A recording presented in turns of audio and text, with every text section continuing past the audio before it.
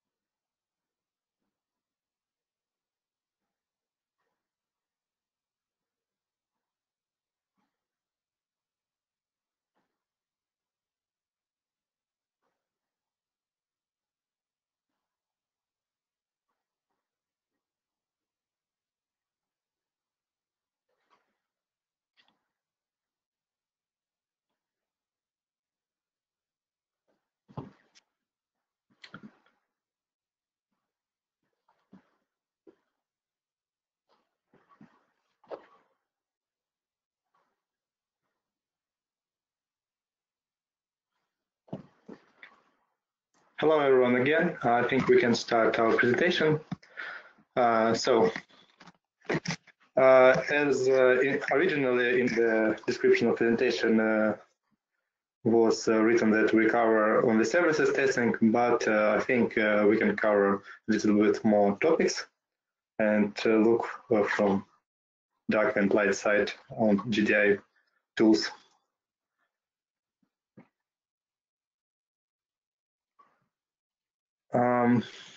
I think I don't need a representation because it was done before on previous sessions. So I'm Roman Iolif. I'm working on the set of tools for test automation in St. Petersburg office. And today we will cover three tools. Two is first JDI Dark and JDI Light.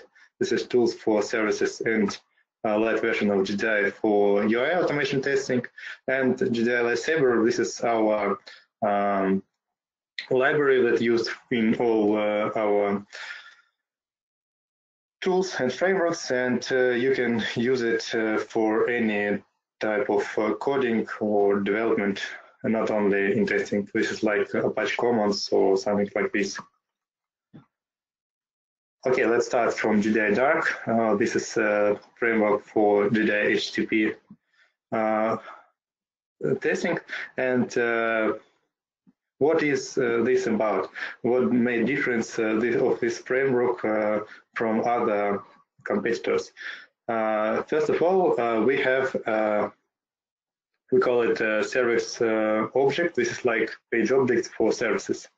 So you can describe your application, your service in separate class, set up all methods that it have, types of these methods, set up the domain, and in the test just use these methods and do some validations with responses.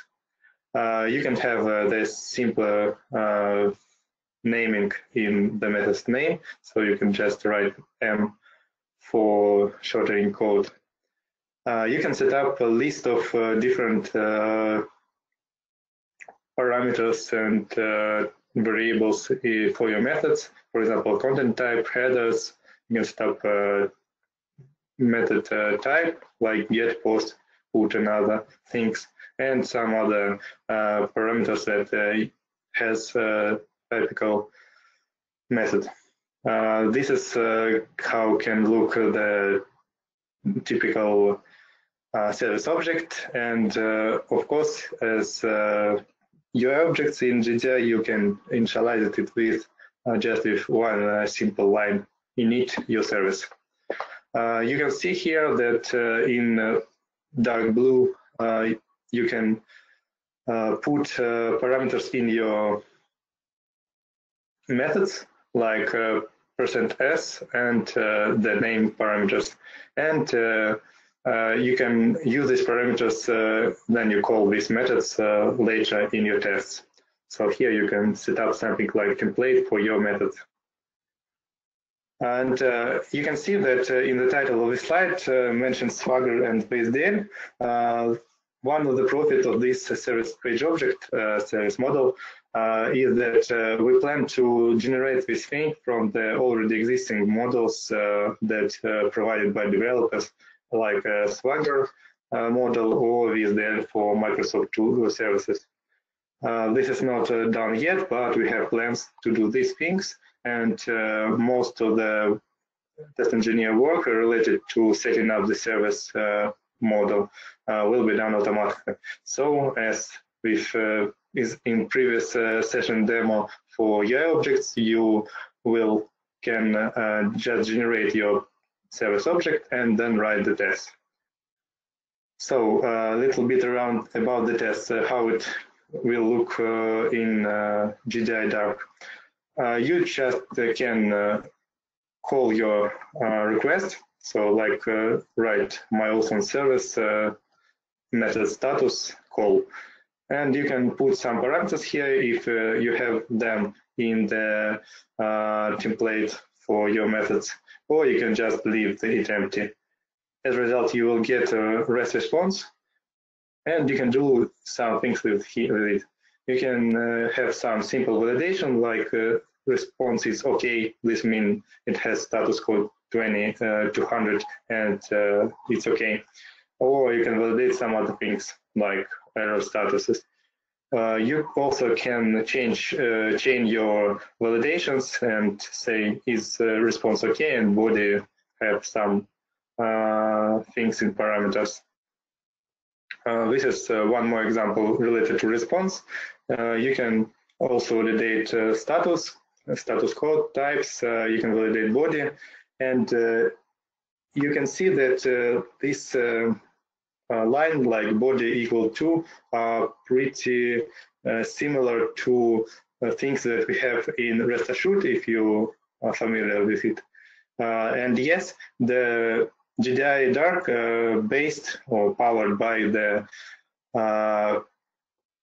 REST assured, and you have it in its heart, and you can get access to the REST assured in any part of your test. So you can validate your response using REST assured validations. You can set up your request using REST assured services specification. But also we have some additions to REST assured to do simple validations for statuses, for some other things, something like this.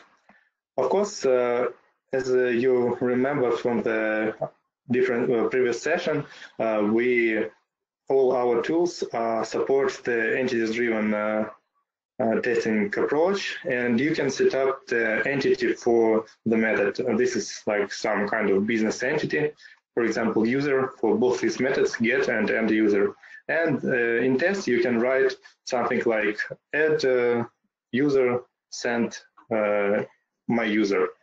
And in this case, this object from your Java code will be transformed in JSON and send it to the REST method, to your service. And you can do the same thing from other way. You can just get the entity from the service. So you call method get and say that I want to get the body of the response as my entity user, and you will get the object that you can operate in your tests. For example, you can assert it, or you can just use simple asserts from TestNG or JUnit and do some operations with this object, like validate its URL, headers, and something like this. All this stuff you can describe in your business object and manipulate with it in your tests. In addition to these service models and responses validation, we have a simple solution to do performance and load testing in the services tests. And you can just validate that method is alive, or you can load your service with during some period with a list of methods. For example, here we will run. We will bombard our service with getInfo methods during 1 hour. You can put here a list of the methods, and they will be randomly thrown to the service. And you can validate some simple results like a batch response time, number of fails, number of requests, and so on. Now we have it just in a simple way, but in future we plan to extend these abilities and add ability to provide here some plans for loading operations for some kind of scenarios, how load service will operate with your tests and do it during some timeout. But for now, we have just simple implementation, and but it can cover most of the common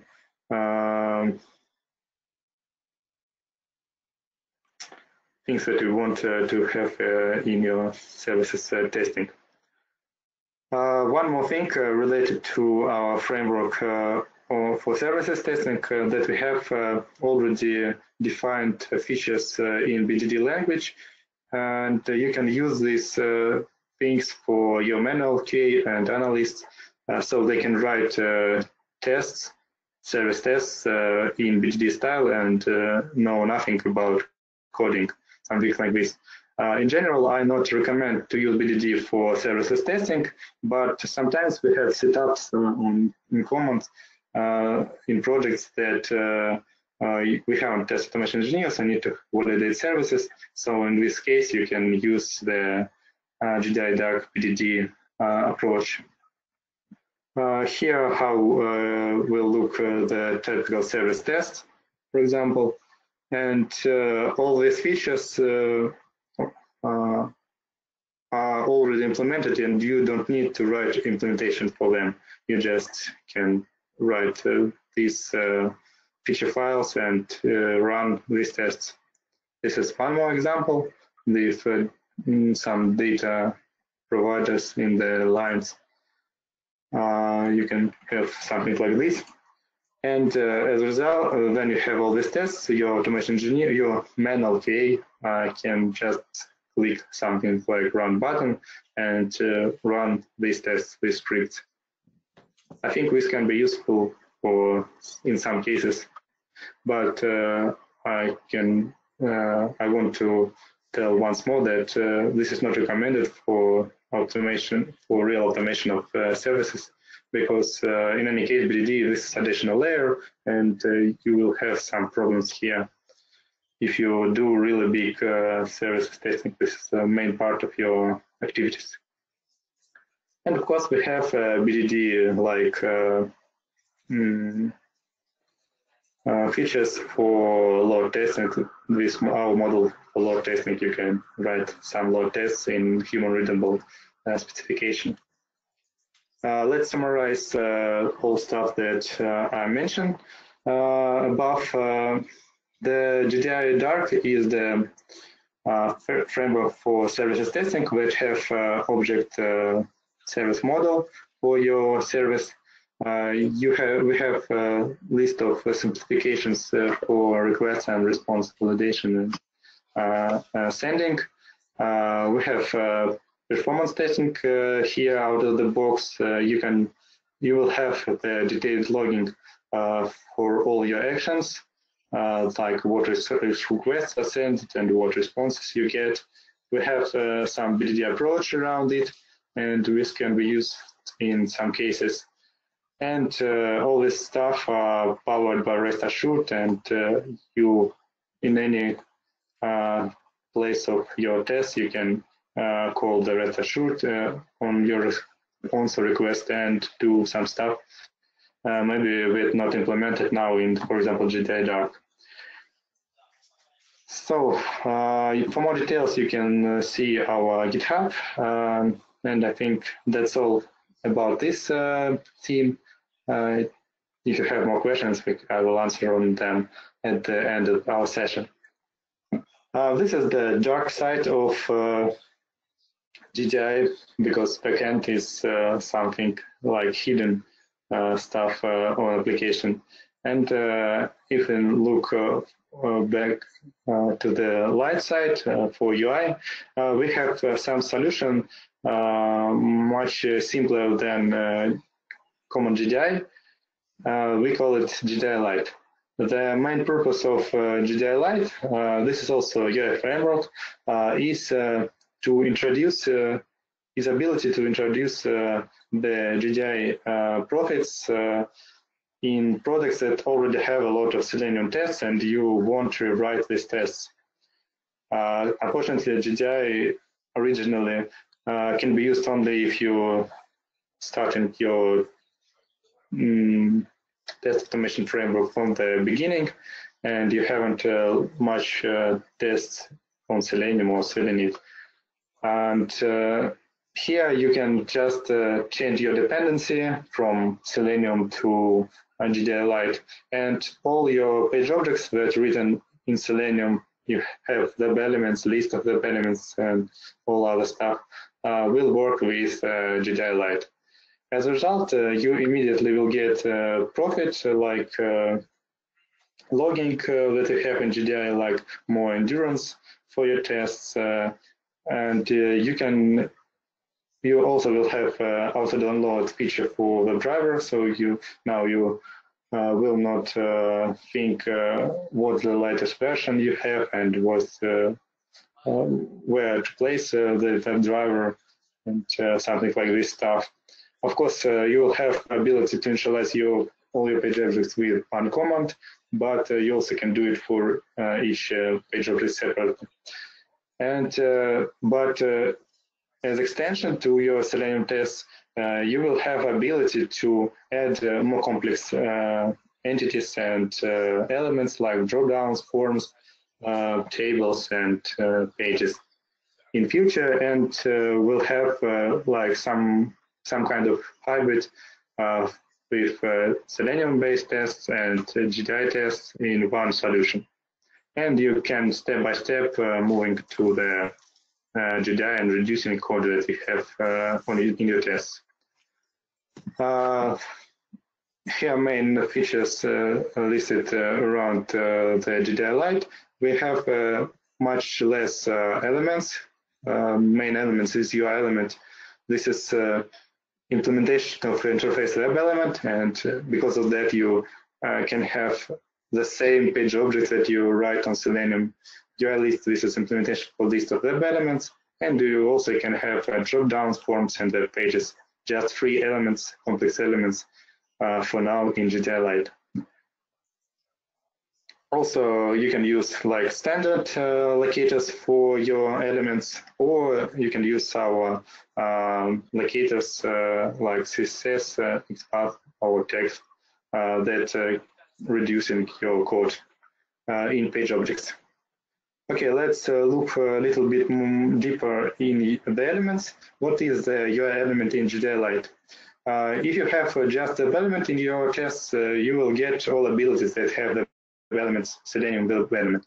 But you can change the element on UI element, and as a result, you will get the element, all features, and some more features that, as we know are used also on projects around Selenium. This is some JavaScript code used for testing in Selenium, and we moved it in the methods of this element. So you can do the click using JavaScript. Sometimes this is useful when, for example, element is not visible or some other stuff on page deny you to click on the element.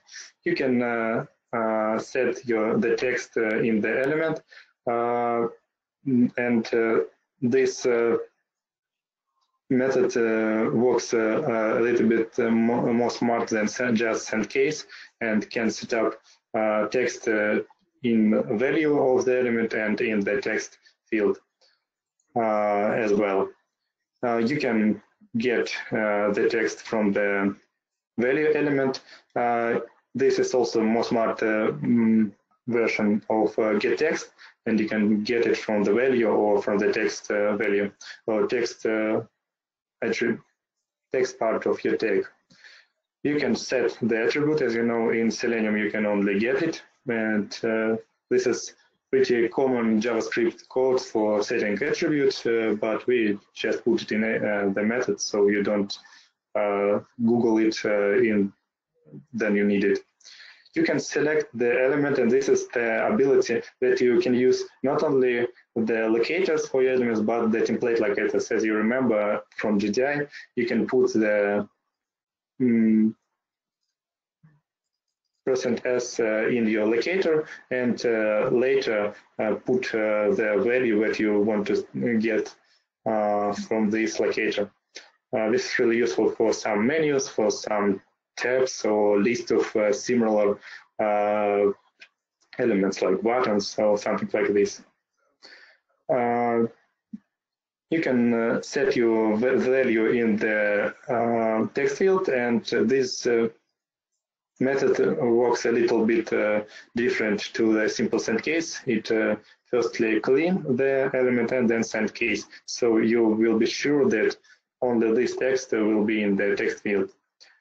You can move to your element using show. So if it is not in your visible area, the JDI Light will move the screen to this element. You also can scroll up, down, left, or right in your screen using accordance methods, and you can highlight your element on the page, adding the border around it, and you can set up the color, or by default you can leave this parameter empty, and it will be bordered with red color.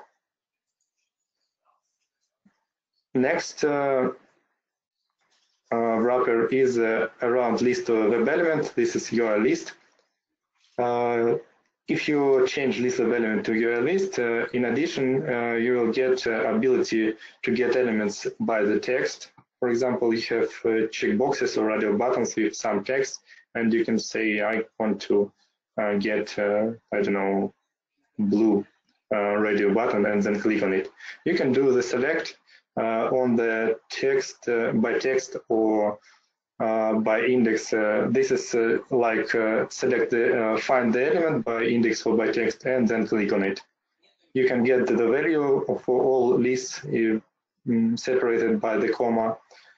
You can find first or last element, or first or last that suits some condition. You can do the things that can be done using streams, these lists, but in simpler way. You can do filters, so you can do some selects or mapping the elements. Also, we have some additional actions like if do and if select. For example, you can find all elements that meet some condition and do some actions with them, or transform them as in some way and get the results of transformed elements. For example, you have a list of, I don't know, numbers, and you want to get only positive number, only, for example, positive numbers, and I don't know, multiply them on 2. You can do this using if select.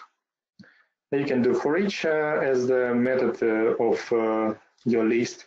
You can validate is any of element suit to some condition, or all of the elements suit to some condition. For example, you do some search in the search line, and you want to validate that all elements in the list have the search word in as a part of the result. You can also do the copy of your list from some place to some other place, and you can do some many changes to your list. So, for example, if you have a list of some lists, or each element of the list can be changed to list, you can do as a result the aggregation list of all these elements. This is can be done using select many. So the other way how you can use the lists in JDI Light, this is the list of section, and this is like the elements in the original JDI. You can set up the sections or section like page object, and for example, here you can see in the bottom left part, you can see the search results in Google for JDI, and this is some kind of complete section with title, with link, and this description. You can set up the entity page object for this element and have the list of search results, for example. You can get the elements by the name after that, and operate with just one section. You can get whole map of these elements and do the stuff that you can do with maps, or you can get all your elements as some entities. So, for example, here we can have the list of entities like a search result that have three fields, three string fields, title, link, and the description, and you can do something with these entities. When you get all profits from changing your dependency to JDI Light, you also can refactor your code and implement more complex elements, for example, dropdowns. In JDI Light, we have only one element for all types of dropdowns, like multi-selectors, dropdowns, or combo boxes, where you can input text and select the text. We have only dropdown. You can use the complex annotations for it, or you can, for simple cases, you can just use equal way to initialize your element. Of course, we can't avoid our good feature in JDI forms, and you can put extend form on your page object and remove whole code related to submitting this form, operating with this form, validation about it, and so on. You can just fill the form using your entities, or you can grab the data from this form as some entity. For example, I don't know, user or something like this. If form already filled, you can get the entity and, for example, associate it with some expected value. So standard page objects in JDI can look like like in Selenium, but also you can add the site after that. You can add the annotations for URL and domain for your pages, and do all stuff that you have in JDI, and step by step refactoring your code and remove unnecessary code from your tests. So you can improve your code, Selenium code, step by step.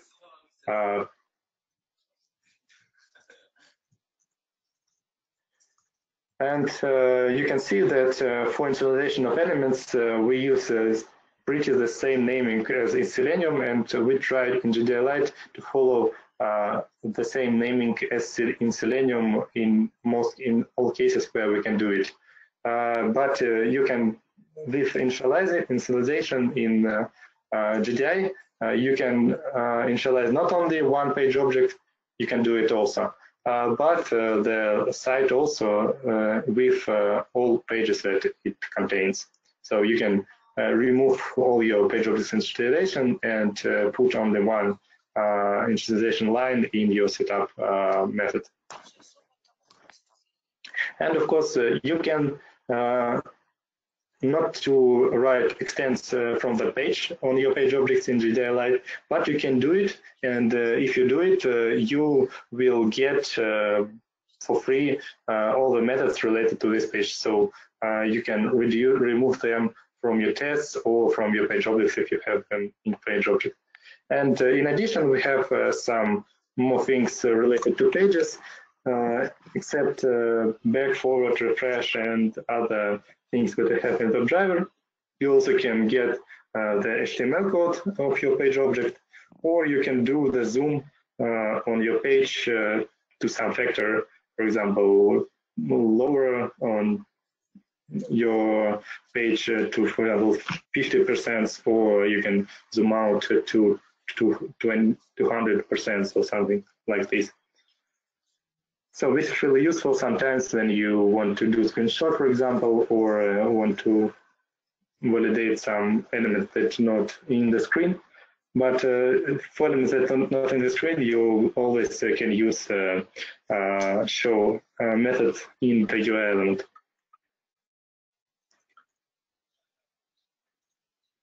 Let's summarize the things that we have around the JDI Light. This is the simple solution for improve your tests writing on Selenium, but also can be used as a standalone solution without Selenium tests and from the beginning on the projects. It has a simpler interface and less level to go in the project, and you can have less majority for your test engineers to use JDI Light. But in the same time, you will get all profits that you have in JDI, like stability, like detailed loggings, and so on and so on. And you can do the step-by-step improvement of your framework that already done before. You can remove legacy code and do your code better in more views. This is all related to JDI Light, and I want to cover one more topic. This is our library, JDI Light Saber, that's used in all our frameworks. I think this is a really interesting library, and you can use it in many situations. And even if you want or can't use JDI, for example, on your project, and forced to use, I don't know, Selenium or Selenium or something like another, or you have assured services tests, you can use JDI Light Saber for your entities, for your classes, page objects, and or classes, objects, and so on, to do your code simpler and more effective. Let's observe some features related to JDI Light Saber. This is the list of these features, and I think I don't need to read them, and we'll go through them on the slides. So the first thing, maybe you know, in Java we have from Java 8, they have the feature like Lambda expressions that allow you to use methods as the variables and put methods into methods attributes, do them and do the stuff around them later. In standard Java, we have a bunch of interfaces, and they have different namings, like these consumers, separators, predicates, functions, and other.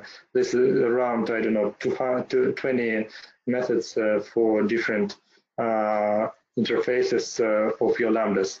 And these methods covered only methods up to 2 parameters in them. So you can't do the lambda expression with three methods, with three parameters in your method or in your function. And we think that we can do a simpler solution for this. We implement list of interfaces for lambdas. We have a list of interfaces for actions. This is methods that not return results, and a list of methods for functions from 0 input variables up to 9. I think this will cover almost all cases that you have in your real-life development, and you can use these interfaces in your application. They have same naming for any number of variables, and you can easily remember what you want from your interface. Here are some examples. For example, you have some click method that can be changed during implementation, and you can just write JAction click and initialize it with different lambda expression. This is the function action with one parameter example, and the next last one is the example with function with three parameters. One more thing, do you know, I think you know, in Java we have streams for manipulating with list elements. And typical situation, for example, looks like this. For example, we have a list of some numbers, and we want, I don't know, to get only even numbers. For doing this, we need to write something like this code. You will transform it, your list to stream, do your stuff around the elements, and then collect back to the list or some other array or something like this. In JDI UI, we can do it much simpler. You just write filter, and as parameters you have list and the lambda for do the stuff with each element. We have in linutils we have a list of actions that can be done. For example, you can do also map and change all your elements with some template. For example, add the number and do a string as a last example. Or you can, for example, validate is any of element that you have in list suit to some condition. Also, we have the stuff related to first, last element that suits some condition. You can copy your list. You can get the element from the tail of your list or validate equality for your list, no matter what order have the elements, for example, or some other stuff. If you're interested, please look on the linutils in JDI Lightsaber, and you find more interesting things related to the list operations. One more thing is the data class. I already showed it in the previous session for JDI. We use this class in all cases where we have forms or other business data entities. And this class are introduced for better operation with the data. So you just write extend data class, and you will get pretty good toString method for your objects. You will get ability to asset your objects on the quality of their fields. You can get your class as the map and operate with it as the map and do some other stuff. So, for example, this is the simple data class, a lot of variables, and you don't need to write any type of constructors for different combinations of these variables. You just write user set and set up the field that you want to set or list of fields that you want to set. One more tool in our lightsaber library is the print utils, and this is the library. This is utils to do pretty simple printing of your lists, of your objects, arrays, and some other stuff. You can just print this type of collections, or you can print them using some templates, some separators, and other stuff. Not big deal, but in most cases are really useful thing.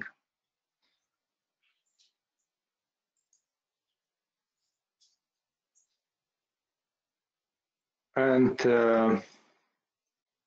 one more stuff I want to mention related in the JDI Lightsaber before we finish with this tool, I think, is our map class for operating with maps. If you know, in Java we have not really good implementation for maps. For example, hash map or any other map. The map interface. Unfortunately, you can't initialize a map, for example, with list of elements. You need to write code like new hash map and then write map put one's list of repeatedly putting the elements in your map. Because of that, you can't write just equal new map in your code, and you need to have some method to fill your map. And in JDI Lightsaber, we put the new class that's called map array, where you can simply initialize it with this list of values in one line, and you can put this in your code. And as a result, you can do all stuff that you can do with maps and some more stuff that can be done with maps. For example, you can get the element, for example, second element from the tail. You can revert your map or collection or list. And you can do all the stuff that mentioned above these maps in the link util. So you can filter them, you can select them, you can do first-class validations. You can find elements that meet any conditions for all elements conditions, and all other stuff that we have in link utils. So this is a really powerful map implementation, and you can use it in your code. And one more thing related to map array, this class implements the collection interface and list interface, and you can use the entities of this class in all your methods that get as parameter collections and lists. As you know, in Java, you can do this because map interface is not implementing the list, and at the same time, it contradicts the list, and you can't do your interface that implements map and list in the same time. So this is impossible in Java, in standard Java, and with Lightsaber, you can do it simply. So I think this is all that I want to talk today in today's session. This is a list of links to our tools, JDI Original or JDI 1, JDI 2, JDI Light, JDI Dark framework, and our common communities for all our frameworks are put in JDI testing, and we try to put more and more templates for different project setups in JDI templates. If you have some questions, you can ask them now, and I try to answer on them. Just a second, I open the questions.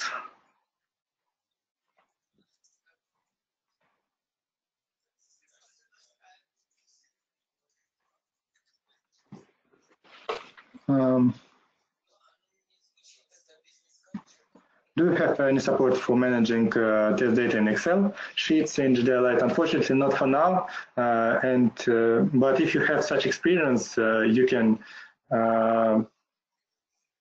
do the pull request in our framework, and we will be glad to approve it and add this ability. Or if we have time, we can do it also, because this is, I think, really useful for a list of projects.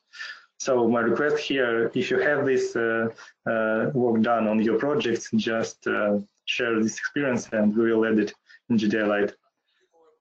How do you handle stable elements in UI list filters in JDI?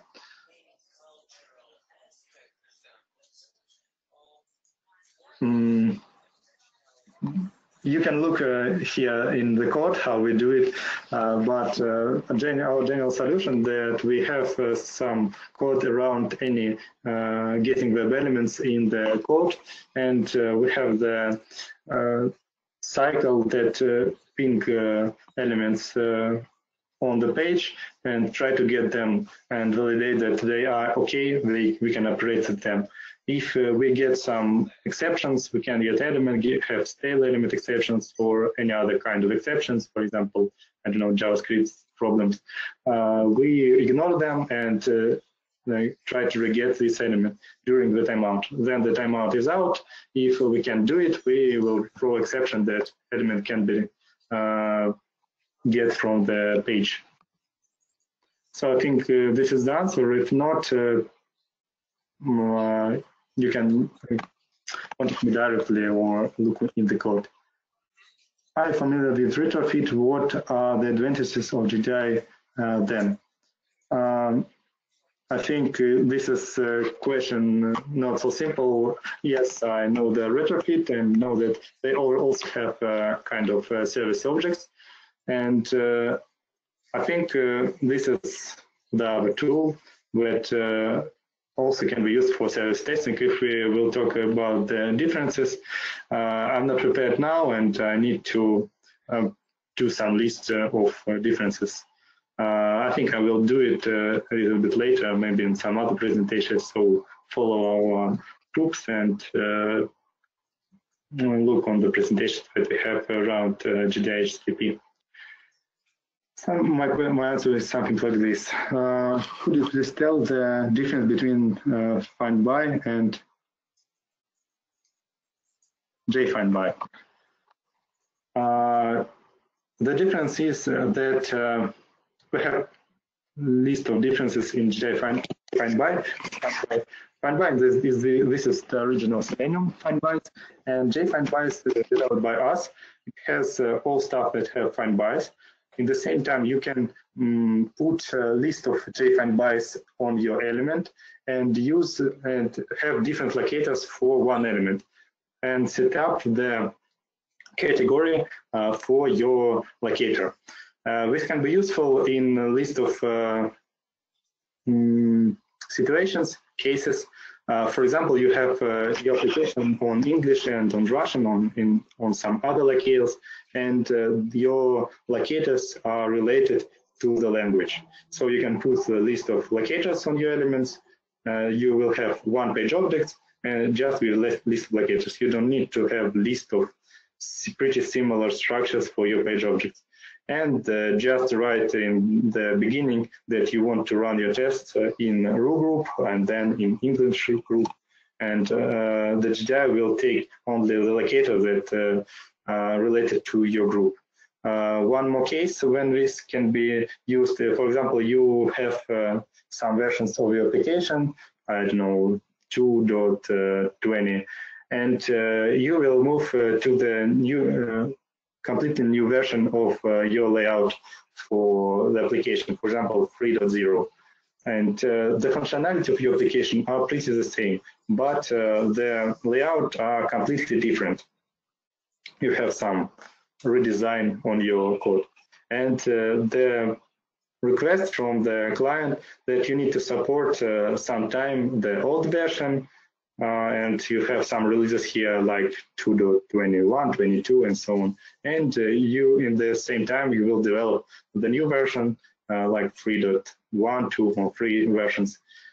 In this case, you also can put two locators on your elements and not duplicate your page objects. This is the main abilities for JFindBys, but also we have a list of other findbys like text or CSS XPath locators.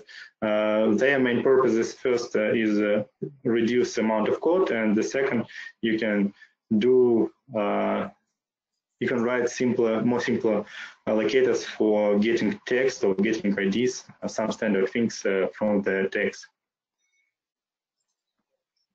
As I see, this is all the questions from you. One more big question. I think we have time to answer it. Yeah. Does Light address cross-browser challenges like scrolling issue in Microsoft Edge and other stuff? I think we can look on it because the JDI Light is not really a major framework. This is like about half a year history, and of course, maybe we can't cover all tricky things, but the idea around our frameworks is to improve frameworks continuously. So our idea that if you have some problems, you just write the pull request, how to fix it, or write issue about it, and we implement it. If you, in this case, when the problem appear in one group, it will be resolved for all cases. We are really open to any changes. You can validate this particular case in your environment because you have some cases in Microsoft Edge. If you already have solution, you can just do pull request. If you haven't it, just write issue and we do this stuff by ourselves. Thank you for this question. When do one more question? I think we have time. When do the elements of the page object annotated by findby start containing the element? Does it happen after initialization of the website? Yes, at the in page factory template, then you initialize site. All the elements under the site or under the page objects will be initialized. So if you do not do this, all elements are null and you will get null pointer exception. So this is the important thing, that you need to initialize your elements. Unfortunately, we have no ideas how to do it by default. If you have such ideas, except adding string here, we can do it. We can look on it, I think. So this is all questions that we have for now. If you have more questions, please write them me directly on or in our JDI testing group, chat group. Thank you all for attending. I really appreciated it. It will be good if you try these frameworks on your projects. We're really glad to get any kind of feedback from you, any solutions, suggestions, or just ideas to improve our framework. Please join us, and also we will really glad to see you as contributors, because this helps us to grow faster. This free sessions is more just like observable things. This is not the tutorials or something like this. We have education program internally in St. Petersburg, and if in the PAM you're really interested about this, you can request it and we can discuss how this can be done for your projects, for example. Or we have plans to do education program on the YouTube channel. We plan to have a YouTube channel for JDI, and here we'll have a list of short videos for each particular case, like complex elements, simple elements, I don't know, cross-browser, multi-threads solutions, and all other stuff related to UI testing and how we solve these things in JDI. So be informed in our groups. Let's assure that you join them. And I think together we can do the UI automation testing pretty much simple and do our job with more interest and be happy. Thank you all and bye.